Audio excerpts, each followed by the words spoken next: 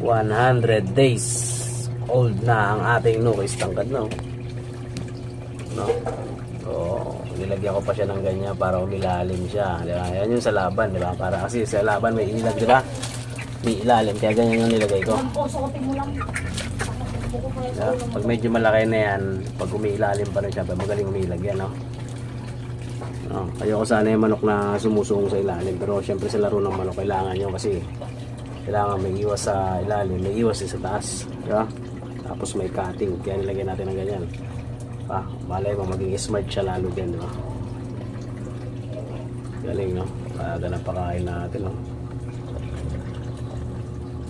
Enertol na may dextrose powder, tapos nakapag multivitamins na. Ganda, no? Yan, no?